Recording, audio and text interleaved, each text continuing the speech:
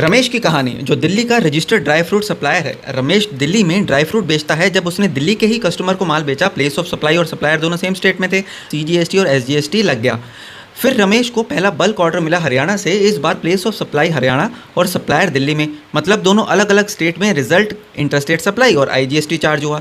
रमेश अब फेमस हो गया। उसने चंडीगढ़ में नया स्टोर खोला। चंडीगढ़ एक यूनियन टेरिटरी है, इसलिए यहाँ सीजीएसटी यूटीजीएसटी लगता है। तब रमेश को समझ में आया कि एक ही कंट्री में टैक्स भी अलग अलग हो सकता है। एक दिन रमेश ने अपनी चंडीगढ़ ब्रांच से माल भेजा।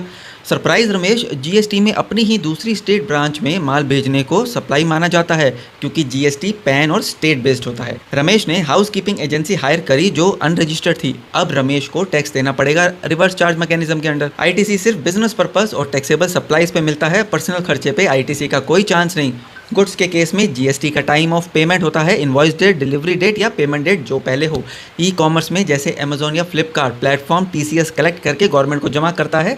सेलर अपनी टीसीएस रिटर्न भर के उस क्रेडिट को ले सकता है। एक्सपोर्ट ऑफ गुड्स में माल फिजिकली इंडिया से बाहर जाना चाहिए, तभी जीरो रेटेड सप्लाई का बेनिफिट मिलेगा। अगर रमेश ने चाइना से ब्रांडिंग के लिए ऑनलाइन कंसल्टेंसी ली तो आईजीएसटी आरसीएम के अंडर पे करना होगा। आपका जीएसटी का पहला ट्रांजैक्शन कौन सा था, कमेंट करके बताएं।